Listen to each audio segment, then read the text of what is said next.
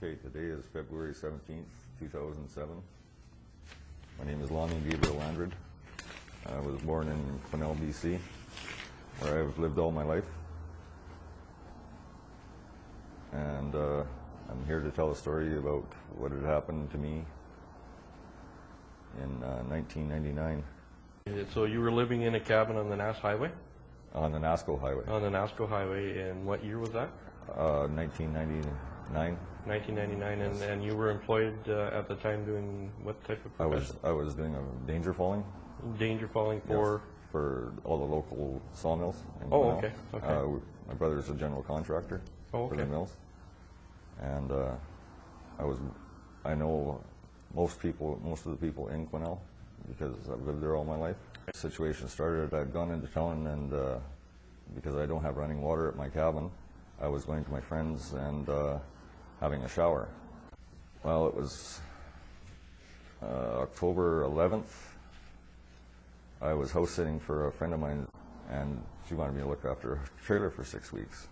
So I was staying there and traveling back and forth to work from the trailer with my brother. And I was painting her cupboards. The previous Friday, which was October 8th, I had gotten laid off work. And I had just finished painting her cupboards. I went for sleep, and I woke up at 1:30 in the morning and I had no cigarettes. So I went for a walk up to Sugarloaf Ballpark, which is kind of a shortcut to go to 7-Eleven. When I got to the top of the hill, I heard this vehicle pull in. So I walked slowly up the hill and was looking to see who this might be, and I seen a police car with the lights on in the interior, and there was a van, a dark colored van, backed into the hill below me, and I was wondering what was going on, and I just stayed in the shadows and just watched what was happening. And this police officer got out of the van and walked around to the side of the police car, which was driven by Bev Hosker. And he was talking to her. I couldn't hear because her car was still running. I couldn't hear what was said.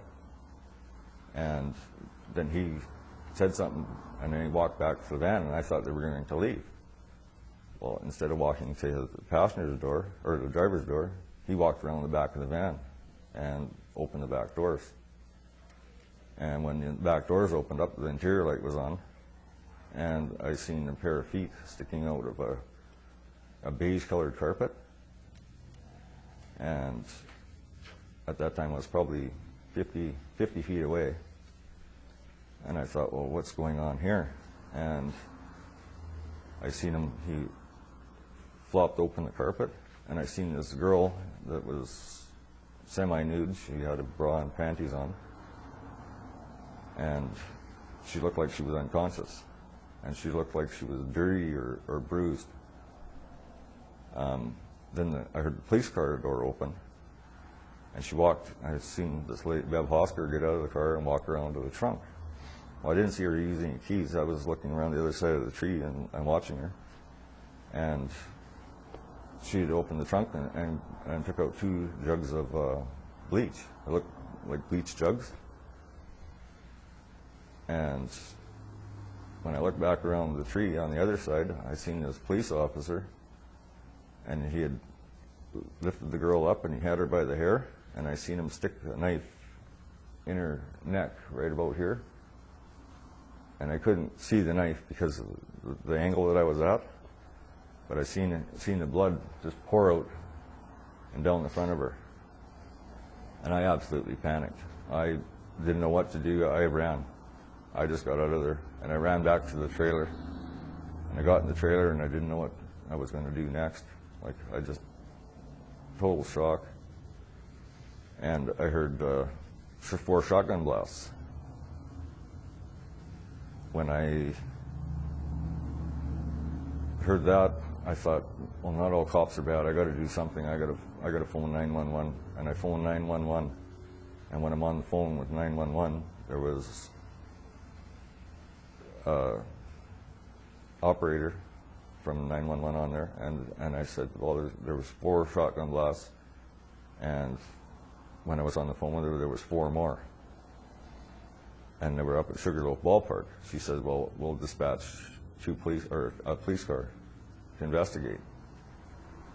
And I hung up the phone, and I was totally shaken. I went to the liquor cabinet, and I got out a bottle of vodka, and I sat down, and I had several drinks. And I don't know how much of the bottle I drank. I woke up in the morning, and I was still on the couch, and I got up to make a pot of coffee. And in the trailer, the kitchen's in the center of the trailer, and when I was making the coffee, it's right below the window, and I looked out and I seen 2 police officers going into the trailer next door in number 1 Bartels, and the trailer I was looking after was number 24 Bartels. And as I stood there and watched, there was 2 more police officers went in. And I thought, well, that's awfully strange. What are they doing at this neighbor's trailer? Well, I watched all day, and they had set up surveillance cameras and everything on the trailer that I was looking after.